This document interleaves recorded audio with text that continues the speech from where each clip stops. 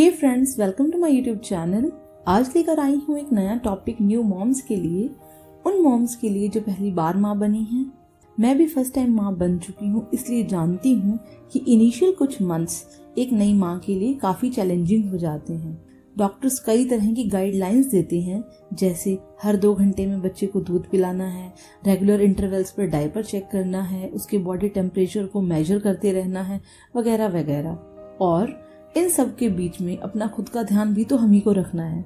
ये आसान काम तो नहीं, इसलिए लाई हूँ कुछ ऐसे टिप्स जो कि आपको हेल्प करेंगे और आपकी लाइफ को थोड़ा और आसान बनाएंगे। तो चलिए जानते हैं। आगे बढ़ने से पहले अगर टॉपिक आपको यूजफुल लग रहा है तो चैनल को सब्सक्राइब जरूर करिएगा। पहला पॉइंट है कि बच्चे को बार बार गले लगाएं। जब आप बच्चे को बार बार हग करेंगी या फिर उसे बार बार गले लगाएंगी या उसे फिर गोद में उठाएंगी तो उसे एक विश्वास हो जाता है कि वो एक सेफ प्लेस पर है।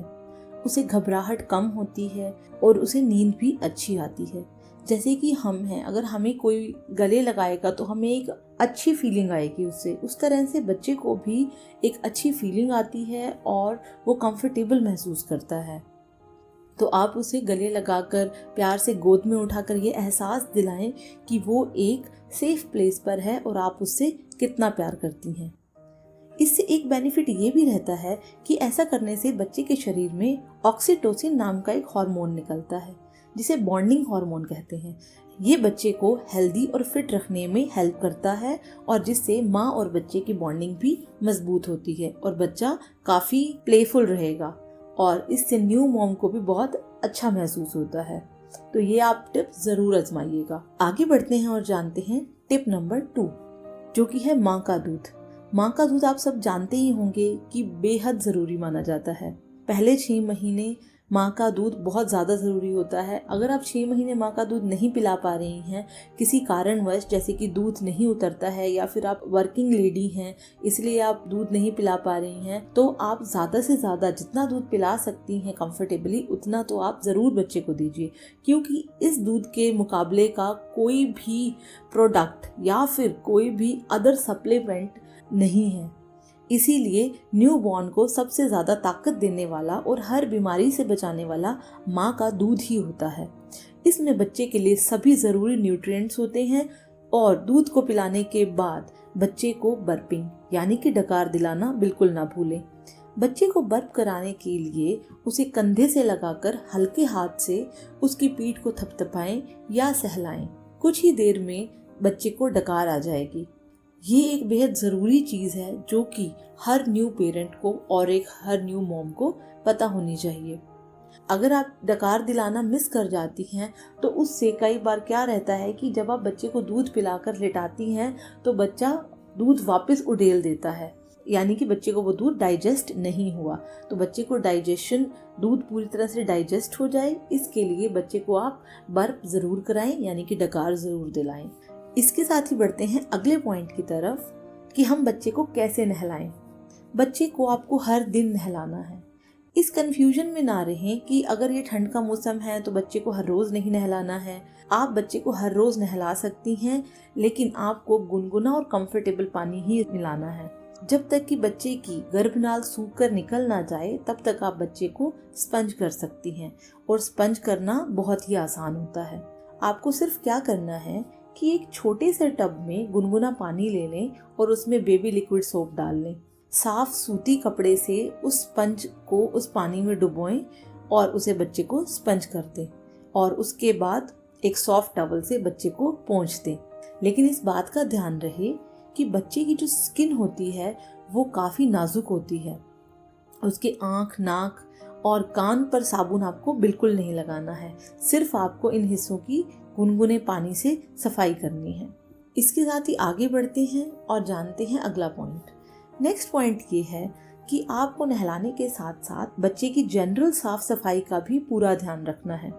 न्यूबॉर्न के साफ सफाई का बहुत ज़्यादा ध्यान रखना चाहिए, क्योंकि न्यूबॉर्न को इन्फेक्शन का खतरा बहुत ज़्यादा रहता है, क्योंकि उसकी इम्यूनिटी स्ट्रॉन्ग नहीं होती है। इसीलिए जब भी आप न्यूबॉर्न के पास जाएं, हाथ धोकर ही जाएं। उसे टच करें तो हाथ धोकर ही टच करें। अपने हाथों को सैनिटाइज करके रखें। उसका bed, towel, pillow, bedding set और यहाँ तक कि पहनाए जाने वाले कपड़े भी। जब आप वॉश करती हैं तो उसके बाद ज़रूर एक बार डेटोल वाले पानी में उसको डिप कर लीजिए ताकि उसके सारे कीटाणु वहीं ख़त्म हो जाएं। और ये चीज़ आपको कम से कम 3 से 4 महीने तक एक्स्ट्रा केयर करनी है। आगे बढ़ते हैं और जानते हैं कि आप बच्चे के लिए एक अच्छे डायपर का सिलेक्शन कैसे कर सकते हैं। बच्चे के लिए ना सिर्फ अच्छी क्वालिटी का डायपर लें बल्कि उसे पहनाने का तरीका भी सीखें। उसे पहनाते वक्त इस बात का भी ध्यान रखें कि उसे रैशेज होने की आशंका ना हो। इसके लिए आप डिस्पोजेबल डायपर का यूज़ कर सकती हैं जो कि सबसे सही रहता है, क्योंकि बच्चों में रैशेज होने का मेन रीज़न ही नमी होती है। इसीलिए डिस्पोजेबल डायपर उसके लिए ज़्यादा सही माने जाते हैं। और जब भी आप डायपर चेंज करती हैं तो इस बात का बेहद ध्यान रखें कि डायपर बदलने से पहले आप हाथ ज़रूर धोएं। और डायपर जब चेंज कर रही हैं तो पुराना डायपर हटाने के बाद और नया डायपर डलाने से पहले बच्चे को एयर ड्राई ज़रूर करें, यानी कि जिस हिस्से पर डायपर पहनाया जाता है वो पूरी तरह से सूख जाए। उसके बाद ही आप दूसरा डायपर पहनाएं। अगर डायपर वाले हिस्से में हल्की सी भी लाली नज़र आए तो वहाँ पर आप डायपर नहीं पहनाएं। पहले क्रीम लगाएं, डायपर रैश क्रीम लगाएं और उसके बाद ही डायपर पहनाएं। और अगर फॉर द टाइम बीइंग आपके पास डायपर रैश क्रीम नहीं है तो आप पेट्रोलियम जेली, बेबी पाउडर या फिर नारियल का तेल भी इस्तेमाल कर सकती हैं। लेकिन आप बच्चे को रैशेज से ज़रूर बचा कर रखें, क्योंकि डायपर्स हमें हेल्प तो ज़रूर करते हैं लेकिन अगर रैशेज हो जाते हैं तो ये बच्चे के लिए बहुत ही पेनफुल रहता है। तो इस चीज़ के लिए हमें बहुत ज़्यादा एहतियात बरतने की ज़रूरत होती है। तो इसके साथ ही बढ़ते हैं अगले पॉइंट की तरफ। बच्चे के सोने का क्या टाइम होना चाहिए। अक्सर न्यू मॉम्स इस कंफ्यूजन में रहती हैं या यूं कहें कि इस गलत फहमी में रह जाती हैं कि छोटे बच्चे को कोई आदत नहीं डाल सकते हम। बट ऐसा सच नहीं है, हम छोटे बच्चे को भी आदत डाल सकते हैं, क्योंकि जो न्यूबॉर्न बच्चे होते हैं वो 16 से 17 घंटे तक सोते रहते हैं, पर वो अपनी ये नींद एक सेट पैटर्न के अकॉर्डिंग लेते हैं। शुरू में बच्चे के सोने और जागने के पैटर्न को समझने में आपको थोड़ा सा टाइम ज़रूर लगेगा कि बच्चा किस टाइम पे सोता है, किस टाइम पे उठता है, उसका क्या रूटीन है। कुछ दिनों का समय ज़रूर आपको इसमें लग सकता है, पर धीरे धीरे आपको ये अंदाज़ा हो जाएगा कि बच्चा एक बार में कितने घंटे की नींद लेता है। तो आप उस तरह से अपने टाइम को, अपने काम को एडजस्ट कर सकती हैं कि जब बच्चा सो रहा है तो आपको एक एस्टिमेशन होगा कि वो 2 या 3 या 4 घंटे बाद ही उठेगा। तो इसीलिए आप या तो उसके साथ ही सो सकती हैं या फिर आप उसके साथ उस टाइम का इस्तेमाल करते हुए कुछ काम पूरे कर सकती हैं अपने। तो इसके बाद क्या पॉइंट है कि आप बच्चे को धीरे धीरे दिन और रात का फर्क महसूस करवाना शुरू करें। जब वो थोड़ा बहुत खेलना शुरू हो जाता है, यानी कि 30-40 दिन बाद थोड़ा सा बच्चा एक्टिव हो जाता है, तो दिन के वक्त उससे से ज्यादा खेलने की कोशिश करें। वहीं रात को क्या करें आप कि कमरे की रोशनी को थोड़ा सा कम कर दें। इस बात का ध्यान रखें कि शोर कम हो ताकि बच्चे को सबकॉन्शियसली ये समझ में आ जाए कि ये रात का टाइम है और ये सोने का टाइम है। तो इस तरह से आप धीरे धीरे बच्चे का पैटर्न सेट कर सकती हैं। इसके लिए ज़्यादा पैनिक होने की ज़रूरत नहीं है। ये एक फेज़ होता है जो हर एक माँ की ज़िंदगी में आता है, तो वो धीरे धीरे पास ऑन हो ही जाएगा, क्योंकि बच्चा हमेशा ही तो 1 महीने का या 2 महीने का या 3 महीने का नहीं रहेगा ना। तो जैसे जैसे बच्चा ग्रो करेगा आप उसकी जर्नी के साथ एंजॉय करें और आप इस समय को मोमेंटरी समझकर बिताएं। आगे बात करते हैं बच्चों के कपड़ों से रिलेटेड। डॉक्टर की माने तो ठंडी हवाओं से बच्चे के सिर, पैर और छाती से उसे ठंड जल्दी लग जाती है। इसलिए छोटे बच्चे को शरीर के साथ उनके सिर, पैर और कानों को भी हमेशा ढक कर रखें। उन्हें कपड़े हमेशा लेयरिंग में पहनाएं। एक साथ 1-2 मोटे कपड़े पहनाने की बजाय 3 या 4 पतले कपड़े उनके शरीर को ज्यादा गर्म रखेंगे और उन्हें बेचैनी भी नहीं होगी। हो सके तो बच्चे के आसपास हीटर का इस्तेमाल ना करें, क्योंकि इससे भी बच्चे को बेचैनी हो सकती है। और एक जरूरी बात जो आपको पता होनी चाहिए वो ये है कि पहली लेयर, चाहे गर्मी का मौसम है या सर्दी का मौसम है, पहली लेयर बच्चे को सूती कपड़े की ही पहनाएं, यानी कि कॉटन की बनियान ही पहनाएं। उसके बाद ही आप कोई और कपड़ा उस पर पहनाएं। और अगर आप बच्चे को कमरे से बाहर लेकर आना चाहते हैं और आपने पहले ही कमरे में हीटर यूज किया है तो आप हीटर को बंद कर दें, रूम टेम्परेचर को नॉर्मल हो जाने दें, तभी आप बच्चे को बाहर लेकर निकलें। अदरवाइज इससे बच्चे को सर्द गर्म भी हो सकता है। और जब आप वापस बच्चे को सुलाती हैं, अगर आपका बिस्तर गीला है या फिर वो ठंडा है तो वो बच्चे को अनकंफर्टेबल लग सकता है, जिससे कि हो सकता है कि अगर आप बच्चे को सुलाकर वापस लेकर आई हैं तो बच्चा जग जाए। और ऐसा भी हो सकता है कि बच्चे को एकदम से बिस्तर ठंडा लगे तो उसे नींद ही ना आए। तो इस तरह की चीज़ों से बचने के लिए आप गर्म बोतल में गर्म पानी रखें और उसे बेड पर थोड़ी देर के लिए रख दें, जिससे कि बिस्तर का टेम्परेचर नॉर्मल हो जाएगा और फिर आप शिशु को वहां पर लिटा सकती हैं। एक नेक्स्ट पॉइंट ये है कि बच्चे के साथ कभी भी भारी कंबल का इस्तेमाल ना करें, क्योंकि बच्चे को ठंड के मौसम में भारी कंबल या रजाई उड़ाना एक बहुत ही कॉम्प्लिकेटेड चीज हो सकती है। क्योंकि बच्चों को जितना हो सके आप कपड़े पहनाकर ही सुलाएं, उन्हें भारी चीजों से कवर नहीं करें। क्योंकि कई बार हमें यह ऐसा भी लगता है, क्योंकि हमें अगर भारी कंबल या रजाई से गर्मी लगती है तो हम उसे रिमूव कर सकते हैं, लेकिन अगर बच्चे को गर्मी लगेगी तो वो रिमूव नहीं कर पाएगा, उसकी नींद खुल जाएगी और वो रोने लगेगा, तो जिससे माँ भी इक्वली डिस्टर्ब होगी। तो इसीलिए उसे भारी कंबल या रजाई ढकने से बेहतर है कि आप उन्हें गर्म कपड़ों में ही सुलाएं। इसके बाद चलते हैं अगले पॉइंट की तरफ कि मौसम चाहे सर्दी का हो या गर्मी का हो, एक न्यू बॉर्न को मालिश की बहुत ज्यादा जरूरत रहती है। और माना जाता है कि जो ऑलिव ऑयल है यानी कि जैतून का तेल और कोकोनट ऑयल यानी नारियल का तेल, वो न्यू बॉर्न की मालिश के लिए सबसे ज्यादा अच्छा माना जाता है। इससे ब्लड सर्कुलेशन भी इम्प्रूव होता है और बच्चे की इम्यूनिटी भी बूस्ट होती है। मालिश करते हुए बच्चे को वार्म यानी कि गर्म और आरामदेह जगह पर ही लिटाएं और तभी मालिश करें। और मालिश करने के थोड़ी देर बाद यानी कि 10 से 15 मिनट बाद बच्चे को नहलाएं। और मालिश करते हुए आप बच्चे से बातें भी कर सकती हैं, उसके साथ खेल भी सकती हैं, ताकि बच्चा भी उस प्रोसेस को पूरा एंजॉय करे। और बच्चे की जो स्किन रहती है वो बहुत ही मुलायम होती है, इसीलिए उसे हल्के हाथ से ही मालिश करें। और अगर बात करें उनके प्रोडक्ट्स की, तो उनका साबुन ग्लिसरीन युक्त होना चाहिए और नहाने का पानी हल्का गुनगुना होना चाहिए।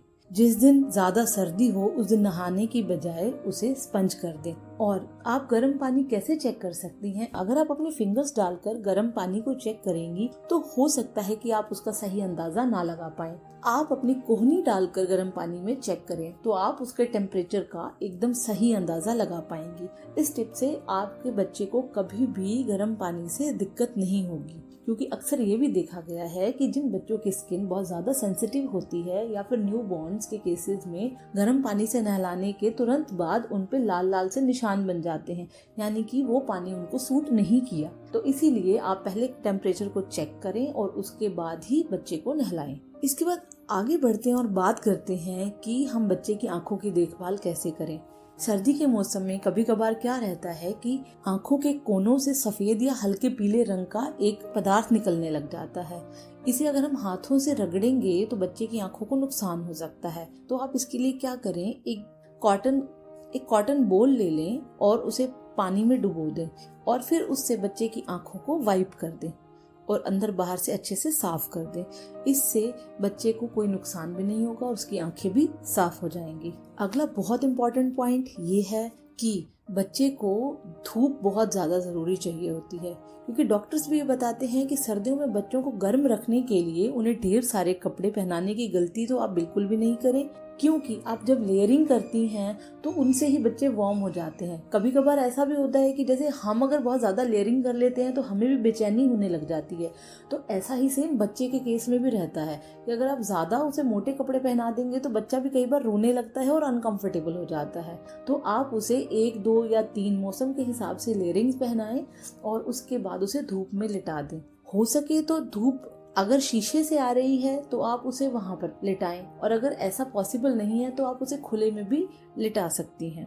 और जब आप उसे वापस लेकर आए रूम में तो बच्चे की बॉडी वार्म होगी। तो आप ये ज़रूर इंश्योर करें कि जिस बेड पर आप उसको लाकर सुलाने जा रही हैं वो बेड ठंडा नहीं हो। जो मैंने आपको अभी गर्म बॉटल वाला आइडिया दिया है, आप उससे उस बेड को वार्म कर सकती हैं। तो इस बात का ज़रूर ध्यान रखें।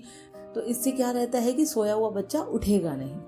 आगे बढ़ते हैं और चलते हैं, बात करते हैं अगली समस्या की, अगली प्रॉब्लम की, जो एक न्यू मॉम जरूर फेस करती है। अगर बच्चे के शरीर पर बाल हैं तो वो क्या करें हम? अगर बच्चे के शरीर पर बाल हैं तो उन्हें हटाने का एक बहुत ही आसान तरीका है कि आप दूध और बेसन मिला लें और हल्के हाथों से रोजाना बच्चे की हल्की हल्की मालिश करें। तो इससे बच्चे के बाल रोएं बनकर निकल जाएंगे और कुछ ही दिनों में यानी कि 1 हफ्ते से 10 दिन में ही आपको इसका रिजल्ट सामने आ जाएगा।